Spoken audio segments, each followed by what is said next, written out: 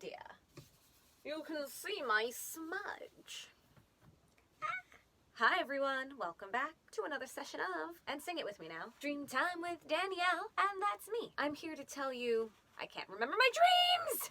Hey, look, sometimes I just don't remember my dreams. And I find it particularly frustrating because when I do remember my dreams, as you know, they tend to be vivid and crazy or wild. But there come pockets of time where I'm in the middle of a dream, I remember my dream, my alarm clock goes buzz, buzz, buzz, and then conscious Hernandez just smacks my alarm clock, and the dream just drains away. You know that feeling, right? I know you know that feeling. You're here. Okay. So, I've discussed in the past what you can do to remember your dreams, and there are lots of techniques, and there are ways to train yourself, but sometimes, no matter what you do, your dreams just go bye-bye. The dreams are just like, I hope you remembered that message I imparted on you. That's the sound of your dream disappearing into the ether.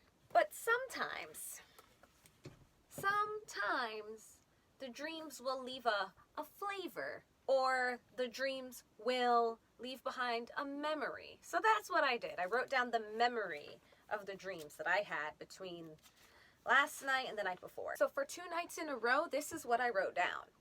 Dreamt of a house. Dreamt of a house. Okay, so we have a theme. House. In the night before, I wrote, dreamt of a house where people meet. Perhaps a safe house? I remember traveling, but on a slow level. Maybe on foot. A foot journey. And then for last night, I wrote, dreamt of a house/apartment that either has secret doors or, like a set, has cutouts, like a wall missing for an audience to watch. And then I have one quote, and that quote says, y'all are criminally insane. And there we go. Sometimes that's all you have to go on. And so that's what we're going to go on. A house. Here's a house. You can kind of see inside of it. I gave it stairs. That's because a house, in my dreams, has levels. And a house represents the body, because your house is your temple. I meant to say, your body is your temple. And as cheesy as that may sound, you know, it's true. How do you worship your house? I give my house/body lots of crystals, baby. Oh yeah. This temple loves to be worshipped in crystals and chocolate and sage. And of course lots of fresh water, because I get thirsty. My body is my temple. In one house, I talked about it being a safe house. Okay, so there's a feeling of safety. I trust myself. Yes! Thank you. You know, the house is a place where you can rest your weary head or gather with loved ones. And in that first dream, it's a safe house, a place where people meet. So that means it's a place where people are coming. Safety! The house can also represent the conscious mind and the subconscious mind. So the upstairs would be where you make your choices and where the ego lives. And the ego is the part of the self that seeks to protect. So sometimes we lie to ourselves because the truth will break us, or we understand principles that maybe aren't true anymore, or are not as true as we were taught in childhood, and it's really up to us to break those down and look with clear eyes. So in a house that I've drawn here, there's an upstairs and there's a downstairs, and it's stairs that get us to each places. So ascending, descending, that means there's effort involved getting to either level. You have to choose to go up the stairs, you have to choose to go down to even exit the house. Choice is involved. But it's also how we maintain our house. What does our house look like? I will tell you, my house is a mess because I have too much stuff that I'm not ready to part with. Everyone who knows me knows this. It's true. Some people might say, well, Danielle, just get rid of stuff. But obviously, if it was that easy, I would have gotten rid of it a long time ago. Okay, so for me, this means stuff I'm holding on to. Hashtag honesty. Sanctuary. Now, in that other dream, I'm aware walls are missing or there are secret doors. There are ways to peer into the house.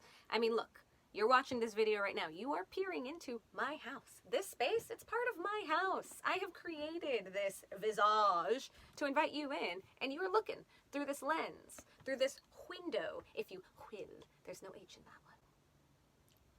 So that second dream was really all about an audience and being able to peer within. Especially now, we've been in quarantine over 6 months, and a lot of our life has transpired online. Whether it's Zoom or Skype or FaceTime or any of the other apps and websites that offer video conferencing, classrooms, we have access to each other in a whole other way, but it's through these windows. It's through having an audience, which is why you can see through this house a little bit. I've left a wall out. And then I'm a theater person, so there's the fourth wall, or breaking the fourth wall, which is acknowledging something that's happening outside of the story, or acknowledging that the story being told is in a different reality than the audience viewing it. So breaking the fourth wall is involved as well. Breaking the fourth wall of our lives. I'm acknowledging you as my audience member, even though at the time of filming this, you're not here yet. But you'll be here exactly when you're meant to be here, checking out this dream symbolism with houses. And then the last thing I'll leave us with, the last quote of the dream. Y'all are criminally insane. Well, I think that just about sums up 2020. Criminally insane. But hey, sometimes you have to have a year that totally destroys everything you've ever known or loved or been fond of, so that through the ruins we can build a new society, so start again, and fix the systemic breakages that led to such destruction.